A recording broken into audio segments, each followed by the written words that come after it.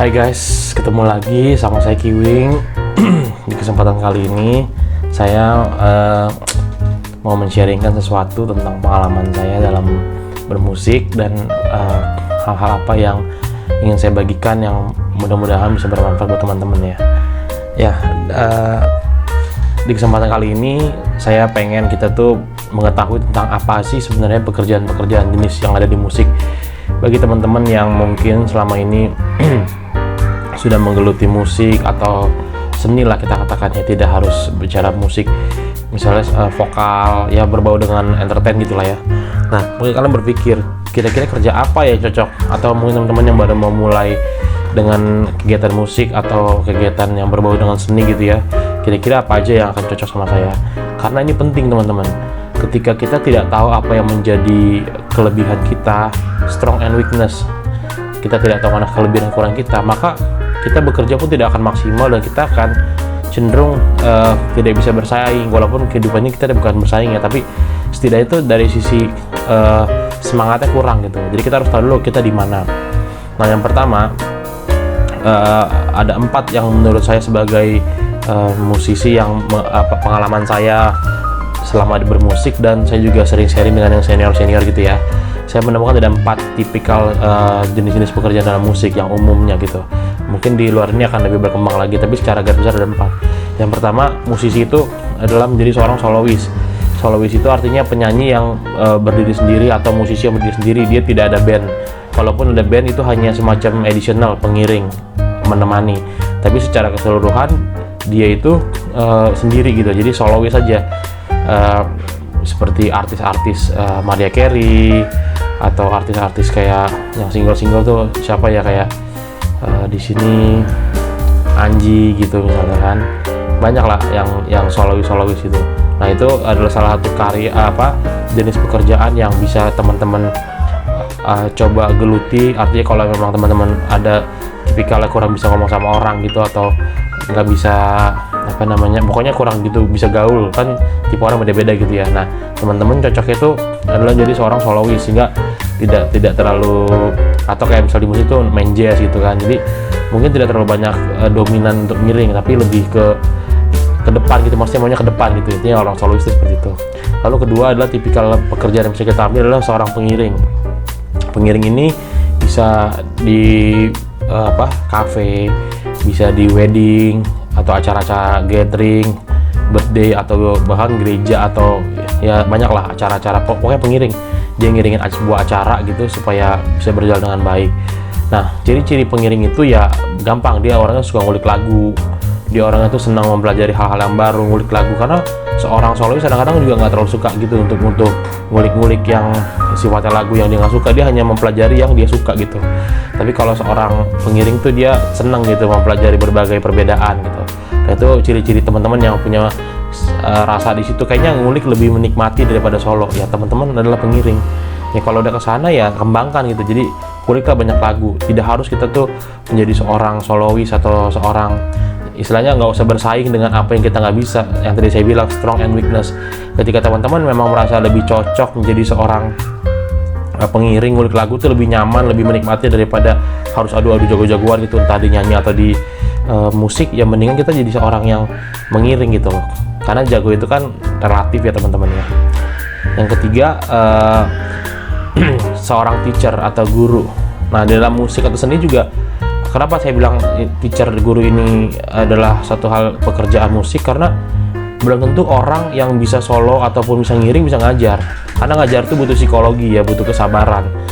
Dengan lain kata, saya bisa katakan belum tentu semua orang yang bisa solois ataupun bisa ngiring bisa ngajar. Jadi ngajar itu pun suatu kelebihan yang menjadi satu pekerjaan, dan harus ada bangga kita tuh kalau jadi seorang guru. Karena nggak semua orang bisa ngajar, ada orang nggak sabaran. Nah, kalau ada teman-teman yang mungkin mainnya biasa, atau misalnya solo juga biasa, ngiring lagu juga nggak banyak, tapi kalau menceritakan sesuatu atau menerangkan sesuatu tuh orang bisa ngerti. Nah, teman-teman tuh punya bakat untuk ngajar, kembangkan itu teman-teman. Karena bisa jadi ya kita nggak berharap istilahnya kayak dia tuh lebih jago dari kita, ya nggak apa-apa, karena ada orang yang bisa membuat talenta seperti itu. Kayak dia sama muridnya, jagoan muridnya, karena memang dia punya bakat untuk mengembangkan gitu teman-teman ya. Yang terakhir, tipikal pekerjaan musik adalah musik production. Dalam hal ini seperti bikin lagu, bikin karya. Sekarang kalau kayak sekarang tuh cover gitu ya. Ya mereka tuh kerjanya tuh kayak bikin musik atau aransemen, jingle. Nah itu juga sama. Kembali ke yang tadi 3 saya katakan tadi, soloist, pengiring, dan pengajar, teacher. Itu recording itu juga atau production itu hal yang berbeda. Tidak semua orang bisa. Ada orang jago solo bikin lagu, ngajar, tapi bikin rekaman kan itu harus ide. Itu dia nggak bisa.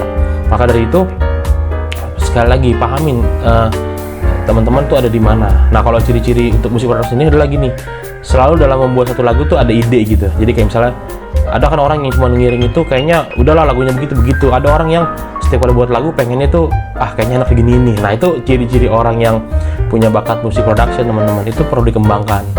Nah kalau orang-orang yang tadi musik teacher yang tadi saya bilang, kok kayaknya orang dijelasin sama orang itu langsung nyambung, berarti dia ada bakat untuk supaya orang tuh bisa mengerti sama dia. Kalau tadi yang pengiring ketika dia ngulik lagu tuh dia nggak jenuh. Ada orang kan belajar lagu bosan terus nggak bisa terima perbedaan, pokoknya saya maunya lagu ini jazz atau lagu rock. Nah kalau orang pengiring yang benar itu dia tidak pernah membeda-bedakan genre, semua jenis musik dia terima, dia pelajarin gitu. Itu ciri-ciri kalau memang teman-teman di pengiring. Kalau soloist tuh gitu, eksklusif, pokoknya maunya di depan, maunya ya kalau teman-teman tuh maunya tuh menonjol lah gitu. Nah itu soloist. Nah kalau soloist, ambillah pekerjaan sebagai soloist. Kalau seneng ngulik lagu, ambillah pekerjaan sebagai pengiring. Kalau misalnya teman-teman suka berbagi sesuatu, jadilah pengajar. Kalau teman-teman suka memberikan ide-ide baru dan kreativitas dalam musik atau bernyanyi, kalian adalah musik production gitu teman-teman. Oke, lanjut. Satu lagi saya mau bagikan tentang tipikal musician. Oke, tipikal musician ini begini teman-teman. Jadi ada namanya musisi yang dominan, follower, cermat, dan asal jadi, atau saya ngomongnya friendly. Oke, saya akan jelaskan ya berbeda dari masing-masing ini. Dominan tuh gini, dalam satu acara dia mau menonjol. Nah itu yang tadi dibilang soloist gitu ya. Nah lalu yang kedua tuh follower tuh yaudah apapun yang diikutin, yang dibilang sama arranger diikutin. Nah ini tipikal ini kita harus tahu teman-teman, jangan kita lagi bermain atau ngajak seorang penyanyi, kita tipikal dominan, terus bertemu sama dominan, biasanya bentrok. Jadi kita harus lihat juga teman kita. Kalau kita tuh dominan, teman kita follower, biasanya dia lebih cocok, karena kan orang follower itu kan lebih tidak terlalu mempermasalahkan, dia ngikut aja. Tapi kalau orang dominan itu maunya di depan. Nah kita harus tahu karakter pemusik atau karakter penyanyi tipikal seniman gitu. Yang pertama tuh ada dominan, kedua tuh follower, ketiga tuh cermat ya. Jadi dia tuh, nah ini cermat ini bicara kerja sih. Jadi kayak ada orang yang kalau pas kerja itu, wah kalau ada nadanya begini atau ada kulikannya begini, dia sampai sedetail itu gitu. Tapi ada juga tipikal yang friendly, istilahnya kayak ya cincai lah.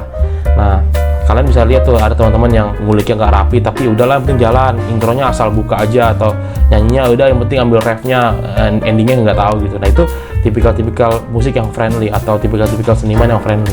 Kalau teman-teman yang cermat, ya semua harus seperti aslinya, seperti detailnya gitu. Nah di sini teman-teman bisa ngegambar ya kira-kira mana nih karakter teman-teman. Nah jika teman-teman itu udah mulai mengetahui di sini tujuannya apa sih? Tujuannya supaya kalian juga tahu teman kalian bermain. Jadi nggak bisa semua kita bilang, oh tuh orang dominan banget ya, gue nggak mau main sama dia. Nggak bisa. Kita harus tahu waktu dia dominan, berarti kita harus jadi seorang follower. Terus ada tipikal juga yang orang cermat dan tidak cermat. Ketika kita main sama orang yang apa-apa baca, kita jangan marah. Kita tahu orang itu tipikal cermat, berarti kita harus main sesuai dengan kaset atau sesuai dengan yang dijanjikan. Jangan ngasal, nanti kita malah marah lagi main sama dia, kok lu begitu.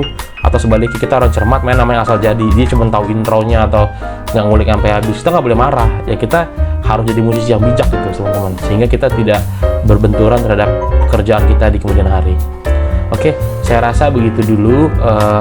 Sekali lagi yang saya sampaikan ini adalah pengalaman saya selama bermusik, kiranya boleh menjadi masukan atau pola pikir teman-teman, sehingga teman-teman jadi musisi yang lebih bijak lagi.